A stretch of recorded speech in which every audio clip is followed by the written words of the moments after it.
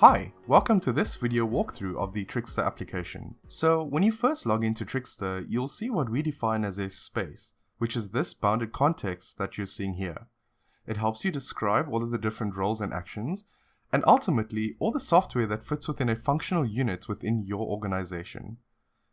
So you can think of being able to manage agents against the role by adding people to a role or setting the permission on the role. And that allows you to control who can make these calls to call these actions. So it's like an API authentication layer that defines the interactions of the software working through. All of these actions are then connected to an actual flow, and this is the model of the software that actually runs when you do that. So the flow we have here is a relatively simple one. You can see it's been called by the builder role of getFlowHistoryDetail, and it has a main sequence with a single functional step in code that runs when you do that. To look at a slightly more complex version, let's have a look at a larger flow.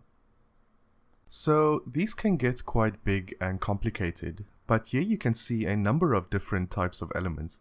There's two different roles that can call this. There's a main sequence and there's a race. So when the race triggers, both parts will start in parallel, but the first to complete will cause the other to stop, and the flow will then continue.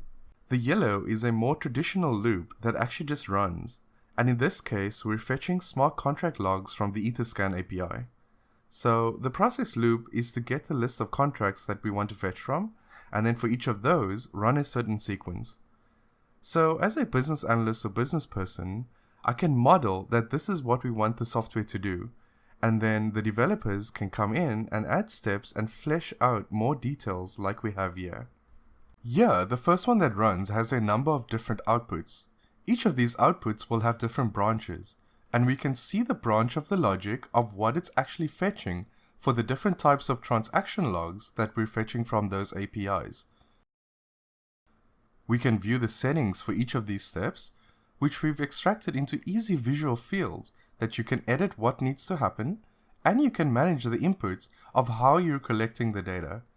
You can manage its different outputs, as you can see here, and you can actually see the underlying code that's running in the background.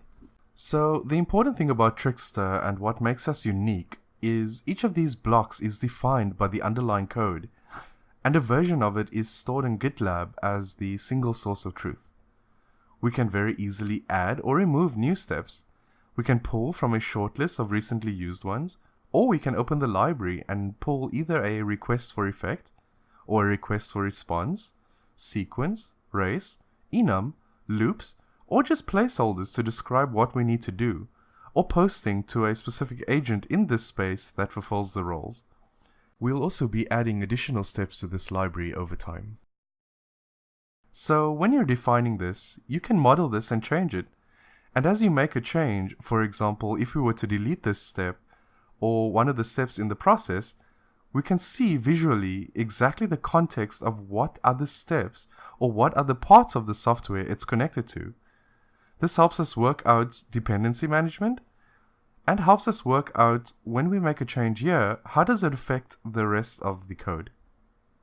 There are some other interesting things we can also do. For example, in a flow level, we can look at the history to see every time that the flow has been run and dig into that. We can see any warnings and errors that may have popped up, and we can unpack those. Or we can actually just run a flow, and when we do that, we can visually see the different sequences lighting up as the code gets initiated.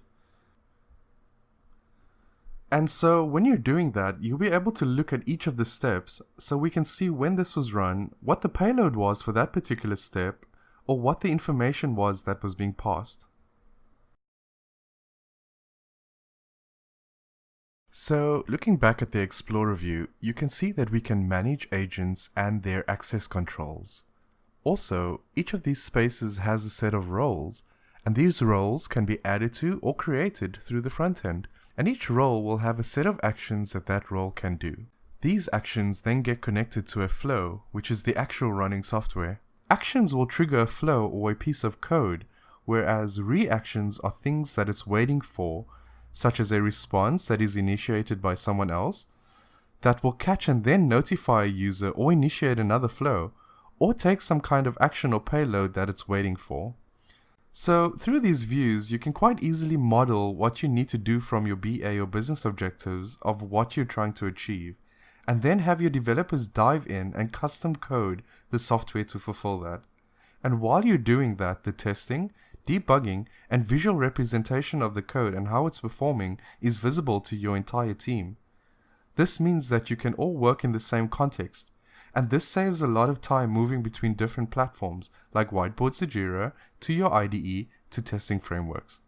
So instead of trying to translate the business objectives all the way through, we define the business objectives up front and use the tools to build it out into fully working software.